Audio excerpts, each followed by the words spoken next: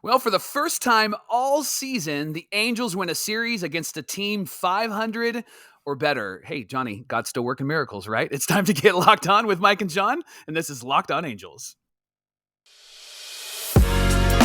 You are Locked On Angels, your daily Los Angeles Angels podcast. Part of the Locked On Podcast Network, your team every day. And we thank you for making Locked On Angels your first listen of the day. You can find us anywhere that you get your podcasts, including Apple Podcasts, Spotify, and on SiriusXM by searching Locked On Angels. And the best way to help us out is by giving us a rate and a review. And those watching on YouTube, make sure that you're subscribed and click that bell to be notified every time a new episode drops. Happy Monday to you, and thank you for being here for this episode of Locked On Angels, where it's your team every single day. You've got the Frisch Brothers here with you, a.k.a. the Super Halo Bros. My name is John, and that's my brother Mike. And my name is Mike, and that's my brother John. It's our second season here at Locked On Angels. We're happy to be here with you Monday through Friday, talking Angels baseball every weekday. The only place you can do that, Mike, right here. Number one daily Los Angeles Angels podcast. And we're so happy that you decided to join us on today's show. We're talking about the weekend against the Twins. We've got some questions after this past weekend, including, is Mickey Moniak a greater option than Taylor Ward? How about Reyes, Moronta, and Chris Devenski? Are they the bridge to Matt Moore and Carlos Estevez? And of course, don't forget, Locked On Everydayers, that we are going to be discussing the Angels' best roster possible tomorrow's show. So you're not going to want to miss that conversation. But Mike, we got a full weekend recap against the Twins in a series where the Angels came away with a series victory against a team who's over 500 finally. Heck yeah, so good. Angels started this weekend on Friday with a 5-4 victory, and Johnny, they trailed 4-3 in the seventh. It looked like one of those games where they just were not going to have enough. And then Zach Neto hits a single, and then Mickey Moniak, who had an incredible weekend, he hits a triple, and then Neto scores to tie the game, and then Renfroe gets a go-ahead RBI and puts the Halos up.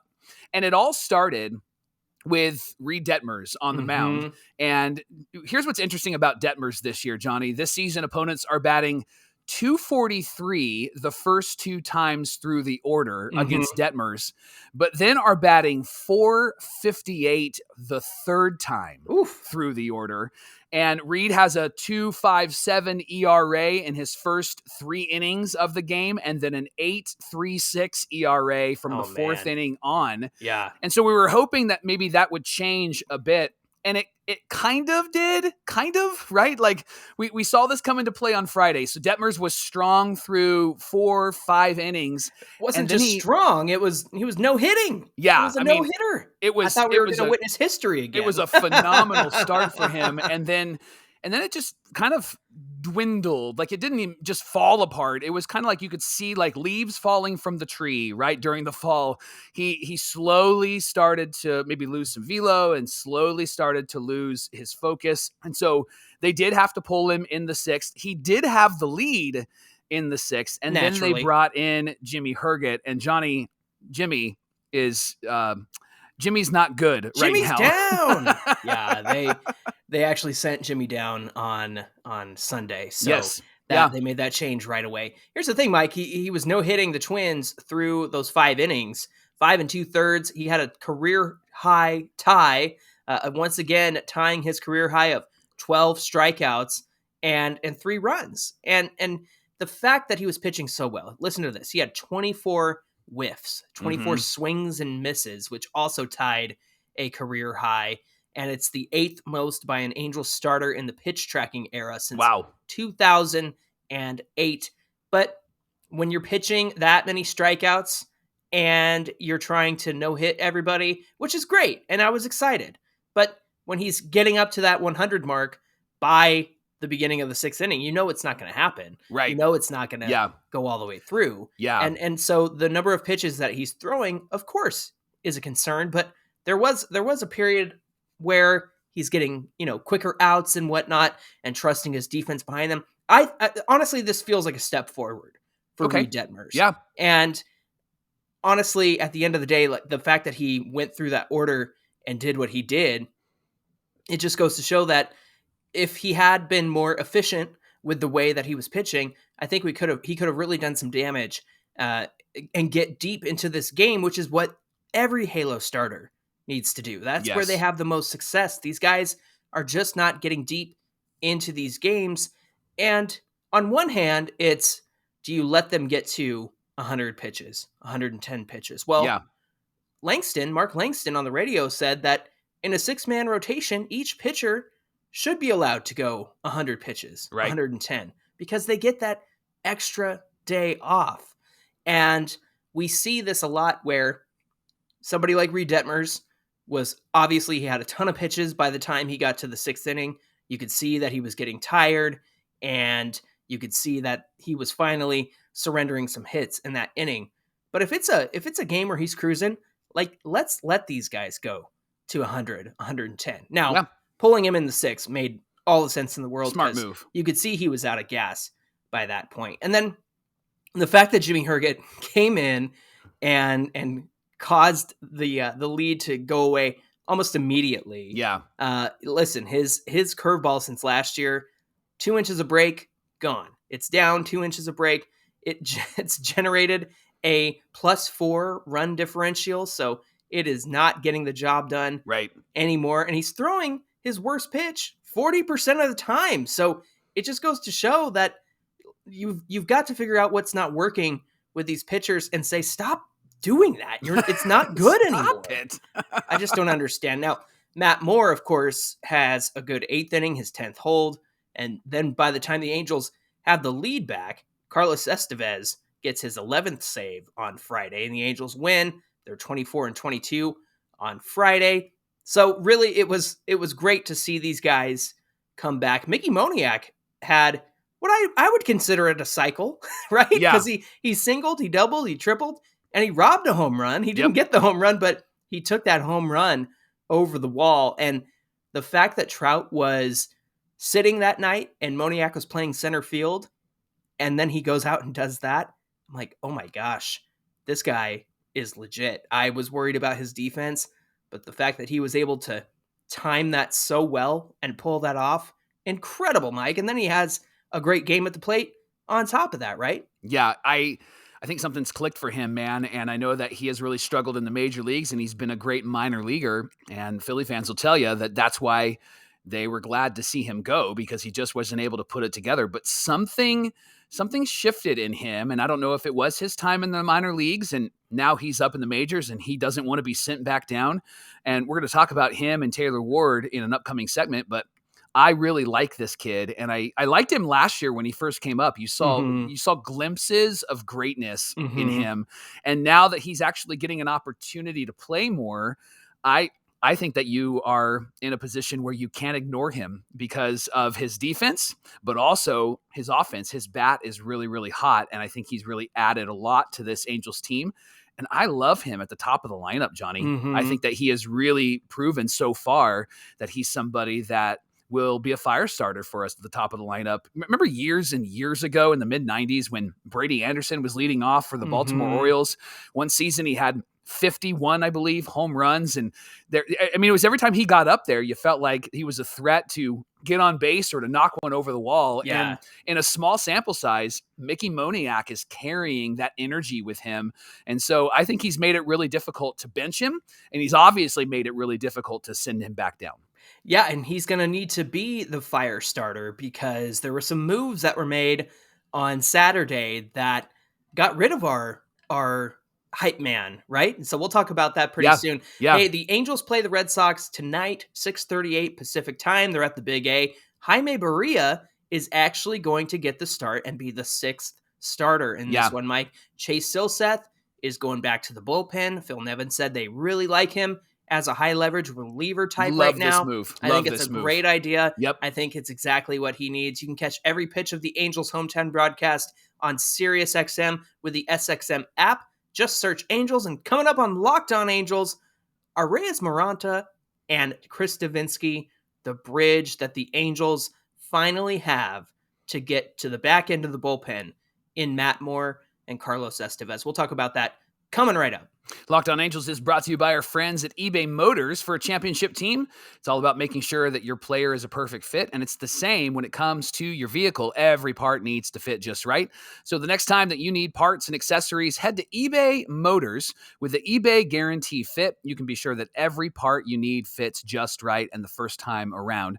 You just need to add your ride to the My Garage and look for the green check to know that your part will fit or your money back. And with over 122 million parts to choose from, you'll be back in the game in no time. So get the right parts, the right fit at the right prices on ebaymotors.com. That's ebaymotors.com. Remember, eligible items only, exclusions apply, and eBay Guaranteed Fit is only available to U.S. customers. Thanks for making Locked On Angels your first listen of the day. Locked On Everydayers, don't forget to join us tomorrow as we discuss the best Angels roster possibilities. What's the best version of this roster look like? We're going to get into that conversation tomorrow. Don't forget that the Angels play the Red Sox tonight, 6:38 p.m. Pacific time. Catch every pitch of the Angels hometown broadcast with SiriusXM on the SXM app. Just search Angels. On Saturday, the Angels played the Twins in Game 2 after winning on Friday, and on Saturday, they just were like listless. They were lifeless, right? It was a 6-2 loss, and it started with Patrick Sandoval. He really struggled in that first inning and gave up 3 runs, and his velo was down a bit. And so everybody was like, uh-oh, what's going on? And so word after the game from Sandy was that he said he was sick earlier in the week, and so he was still kind of recovering from that, and it's why his velocity was down. He doesn't think, obviously, it'll be an issue moving forward. But Johnny, he only went 4 2/3 and gave up those 3 runs. So after having a really bad first inning, he did recover. But as you mentioned in the first segment, Angel pitchers need to get past that 5th inning. They need to get into the 6th and 7th inning, and this was a game where they really needed that. And Sandoval wasn't able to provide that. And it was a bummer because he is a guy who has shown to be pretty solid for us this year. It's been Ohtani and Sandoval that we can really count on. And in that game, we were hoping that we would immediately get the second win of the series, but Sandoval really fell apart. And then the offense, Johnny, again, super, super lifeless outside of Shohei Ohtani's home run. Yeah, Ohtani with that big home run. But again, there's 2 things here. Number one, I like the fact that we can go into a weekend series and see that Patrick Sandoval is pitching on a Saturday and feel like, yeah, we got this. Yeah. Because we haven't had that feeling in a very long time. Right. I also understand the feeling of Patrick Sandoval's velo is down. Uh-oh, is he hurt? What's wrong? What's happening? Like, I understand the fear and the panic that probably settled in over Angel fans. So the fact that he said, hey, you know what? I was sick. I didn't feel good. I'll take that any day of the week. Yeah, for sure. Because like that is such a relief to know that he's not dealing with something worse, unless, because of the Angels medical staff, we don't have the right information. And later on we find out that his arm fell off, his head fell off. Right. That was at least reassuring to me that it was like, hey, you know what? He just wasn't feeling well this week, didn't have his best groove and whatnot. So hopefully Sandy can go out there again and get right back on track. And I think he will. And he always does a great job at doing that. Before the game, Mike, there was a lot of news. And the big word there was, number one, that Jared Walsh was returning. He was activated, and they couldn't wait to get him back in the lineup for Saturday's game. The bad news for fans of Brett Phillips, he was DFA'd. So he had to say goodbye to his teammates. There's a chance that he could clear waivers and maybe accept an assignment to the minor leagues. I don't know what's going to happen there. However, just seeing that Mickey Moniak not only is sharing time with Taylor Ward, I think you need Moniak on this team now. Yeah. And like I mentioned before, 100% agree. We're going to need a fire starter, and he's going to be that guy. Not that Phillips was the fire starter at the plate, but you could bring him in to pinch run and steal bags and play tremendous defense. He was great out there.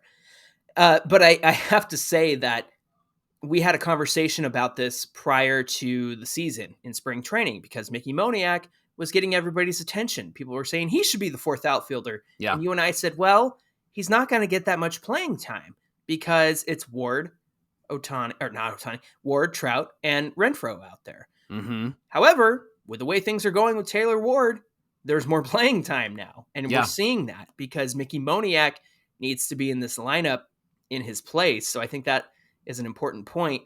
And the fact that Brett Phillips was not an offensive threat, I think it was just another reason to let him go. Now, again, he might clear waivers. He might end up in the minors. He has to accept that that assignment. So we'll see what happens there. Yeah. Speaking of Walsh, Mike, there was a moment where Walsh put down the bunt twice, and it ended up popping out. And people were going, what in the world is happening? Why is Walsh bunting? Who's calling for this? And people were upset about it. Mm-hmm. Phil Nevin said after that he called for the Walsh bunt in the 6th inning. He said Walsh is a good bunter. He liked that situation for him against a lefty.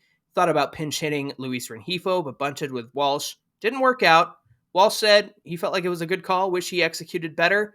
Is this a good move, or is this Nevin mismanagement that everybody was claiming on social media? What do you think? It's an easy shot at Phil Nevin to say it was his mismanagement. But John, what have we been talking about on this pod and on Twitter and Angels Twitter over the last few weeks and months? It's small ball. It's playing smart. It's moving runners over. Yes. And that was what this move was. Now, I think people were like, why are you having Jared Walsh do that? Well, I think you're having Jared Walsh do that because he can handle the bat well. And in that moment, I think they really wanted to move the runners over. And Walshy just came back. And so I think they're trying to ease him back in. I know in the minor leagues, he was doing really well, had a great slash line. But if you're in that position and Walshy's up and he's, again, handling the bat well, then I think it's a good move. And Walsh even said, I wish I executed better. Yeah. And so he even took the blame for that. And so I think that we have to be really smart about what we're going to blame Nevin for and what we're not. And there are a lot of things we could say like, Nevin, come on, what were you doing there? Right, of course. In this moment, Nevin was doing what we've all been asking for. Yeah. Move runners over, put down a bunt. Why are we so upset about it? I think that we're just looking for every reason to be upset.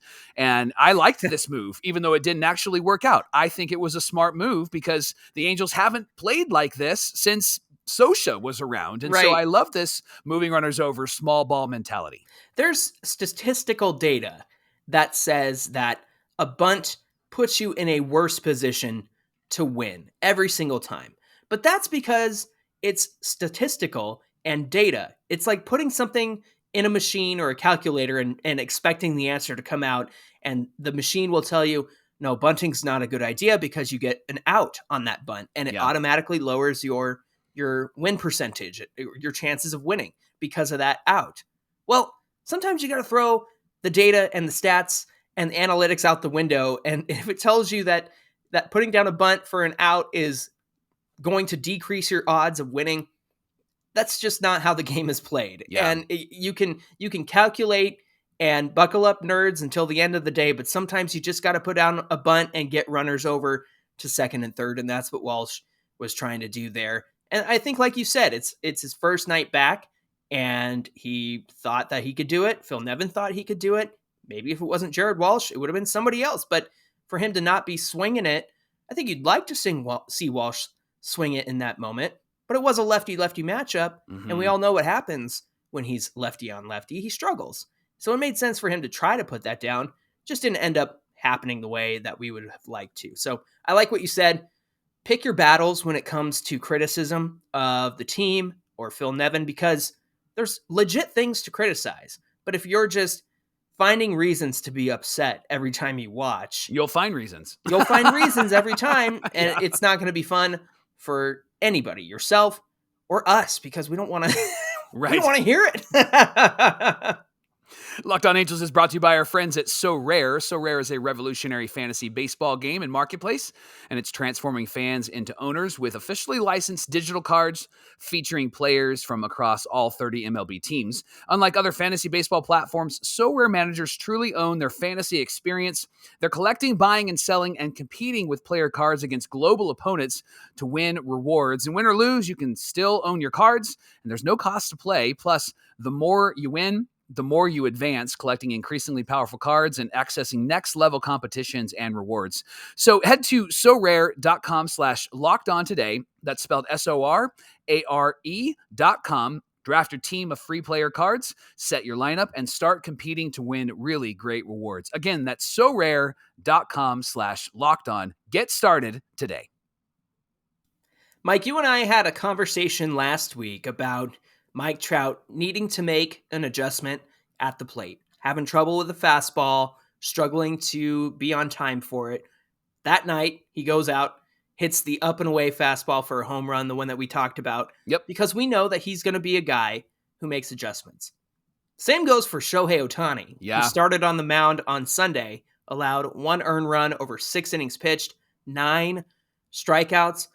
He didn't give up a home run this time. Right. He gave up that double to Carlos Correa, and that was about it. Yep. And I know that there was some other traffic and whatnot, but the big thing that everybody was concerned about were the home runs. Yep. So it was great to see him have a successful game, keep the Angels in the game, and give them a chance to win, which again is another thing we expect when Shohei Ohtani comes out on the mound. You can feel good and feel like, oh yeah, he's going to keep us in this game because he's that good. Same with Patrick Sandoval. He's that good. It feels good to have some starters that you can look at and go, these guys are going to help us out big time. So props to Shohei Ohtani for getting through those 6 innings.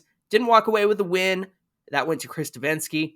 However, I think this is a win in everybody's book, including Shohei's, just because he made the adjustments he needed to, didn't get taken for a ride like he struggled with over the last few games. Great game on the mound from Shohei. Mike, talk about your boy, Mickey Moniak, because he had himself a game as well. Moniak was a maniac, and he had a great go-ahead 2-run double, and his play has been great lately. And he even had a ball where he caught it in left field and then was like Superman over the wall and then just couldn't hold on to it. And Johnny, I know it was a bummer to watch that home run go over. I loved his reaction. Yeah. I love that he was just utterly disgusted with himself, Yeah. you know, and I love that. And this is why I bring that up. I see a vast difference between Moniak and Ward at the plate. And I see a really vast difference between Moniak and Ward in the field. And I love Taylor Ward. He was great last year. But the Taylor Ward that we're seeing this year is the Taylor Ward that drove us nuts years before. This isn't a guy who's putting it all together. Looks like he's a bit lost. And then defensively, it just doesn't look like he's got any other gear than like first gear. But what I like about Moniak out there is that Moniak's hustling. Young legs, young mind, lots of energy. And then at the plate, he's getting his pitches. Yeah. And he's really honestly reaping the benefit of Marcus Thames being the hitting coach for this team, because the approach that Thames has brought to the Angels is an approach of like, hey, if it's in the zone, swing at it, like make contact, attack. And Moniak has 2 leadoff home runs because of that. Right. And you see that even with the double, it was kind of inside mid in the zone. And he just took a step back and barreled that ball and crushed it. And it was exactly what we needed in that moment. It was tied at 1. We had 2 runners on. And typically what the Angels do is not get those runners in. And look at Moniak coming through and really being successful for the Angels. So Johnny, is it time to see a bit more Moniak than Taylor Ward in left field? I think it's going to come down to that, especially with the way that Taylor Ward has been struggling. Look, I know he caught that potential grand slam in left field, and that was an incredible moment. But Taylor Ward plays a very safe outfield. Yeah. He'll let the things fall in front of him. That's why he doesn't have a bad ultimate zone rating. Right. It's because while his range is not fantastic, he's not going for the risky plays or the plays you would like to see.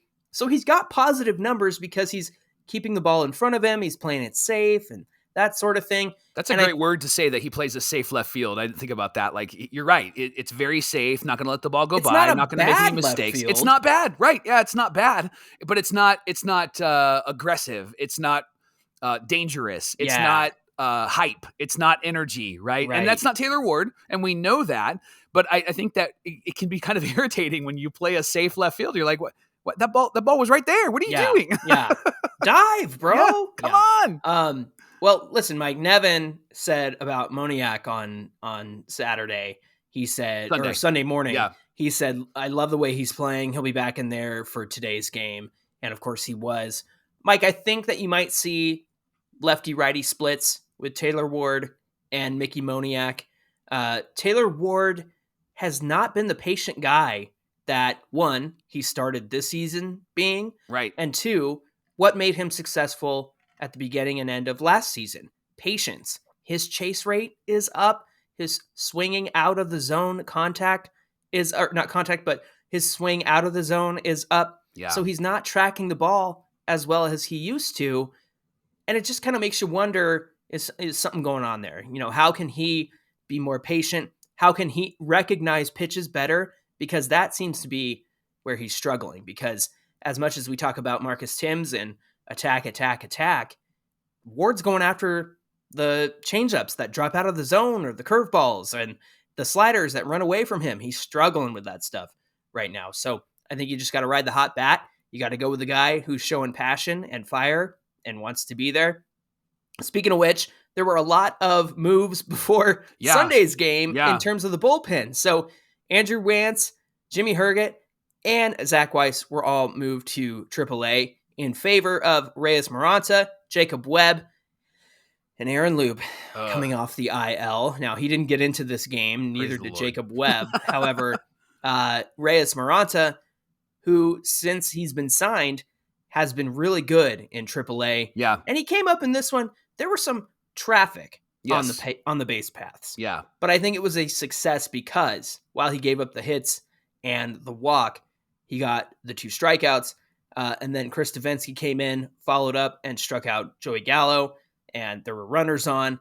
So it was like, man, do we finally have a bridge to Matt Moore and Carlos Estevez? Because that has been missing from this season and this bullpen all season long, right? Yeah. Yeah. And it might be that it's these 2 guys. And I'm going to add a third name into that. And you mentioned it earlier.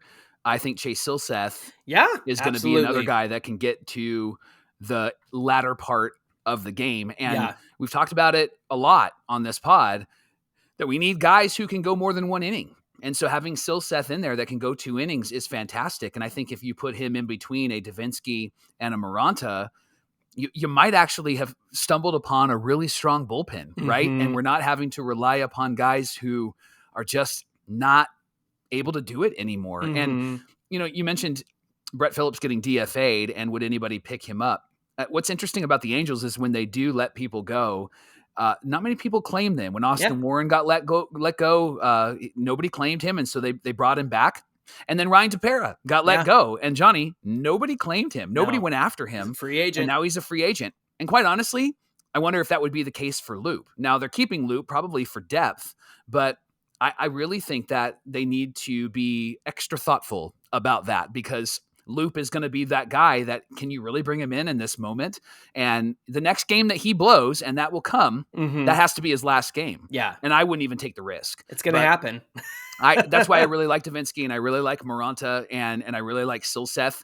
I think that the 5 guys that we have that could be a 6, 7, 8, 9 rotation for us. I really like these guys, and I think that they can put together a really strong back of the bullpen. And that's really what we've needed. Our record could be a whole lot different than it is right now at 25 and 23 if we didn't blow these games. And I think that we have a bullpen mix now that's going to give us a really great opportunity to put some wins together. I don't think it's a coincidence that we beat a team over 500 in this series after making some bullpen pieces. And you said something to me off air that I thought was really appropriate. If somebody's messing up, send them out and bring somebody else in. And I love that mentality. Yeah. Well, and the same kind of goes for Tucker Davidson. That guy should just be in a mop-up role. If your starter can't get through 4 or 5 or whatever, Tucker Davidson comes in, you're down 6-1. That's the only situation that I want to see him in, because I don't think that he's got the bullpen mentality. I just don't think he has it, Mike. We saw him struggle after Reid Detmers. And so I just think that you've got to make some decisions. You got to have the best guys in the best possible positions and set this whole team up for success. I'm just tired of giving guys chances and maybe it'll work. Bye. Back to AAA with you. No more. If there's an injury, no more shrugs, no more. I don't know. Maybe you could and that's going to happen with Loup, and you and I are going to be mad, and it's going to be a game that we lose because we'll call it a blowpen game because Aaron Loup lost it. It's going to happen. Now, I'll bite my tongue if something good happens there. Right. Right. We'll see what happens. They said that they liked what they saw from him as he was rehabbing, and they always say that. So they were drunk. It was a Saturday night, right? Oh man. Well, it's great to see that the Angels are 2 games over 500. We're really grateful for that. And thanks for making Locked On Angels your first listen of the day. Now, remember, they're playing the Red Sox, starting a series tonight at 6:35 Pacific time in Anaheim. So get out to the game if you can. Boston, Johnny, is scoring 5.5 runs a game, and they have the 6th worst ERA, 4.81. Angels are scoring at a 4.9 clip per game, and their ERA is 4.38. So they're better than the Red Sox. We'll see what happens in this series. A series win would be awesome, and you can catch every pitch of the Angels' hometown broadcast with Sirius XM on the SXM app. Just search Angels. Hey, give us a follow at Locked On Angels on Twitter and at Super Halo Bros on Twitter and Instagram. And if you're on YouTube, comment below. We'd love to hear from you. If you're on the audio side, come on over to YouTube and join the conversation. We'd love to have you there. Mike, what do we have on deck for tomorrow's show? Well, we're talking a lot about the roster. And so tomorrow we're actually going to discuss what we think would be the best Angels roster possible. And if we didn't clue you in on our philosophy, let me clue you in. Our philosophy is not performing, see ya. And so we're going to actually talk through who we would bring up, how we would piece out this roster, where we would have players play. It's going to be a fun discussion. So John's going to take a segment, I'm going to take a segment, and we're going to recap tonight's game against the Red Sox. All that's tomorrow on Locked On Angels. Tomorrow's going to have a lot of Michael K of the Yankees Network. See ya! See ya! All right, friends, we hope you'll come back and join us for that conversation. In the meantime, my name is John, and that's my brother Mike. And my name is Mike, and that's my brother John. That's going to do it for this episode of Locked On Angels, and we'll see you back here tomorrow.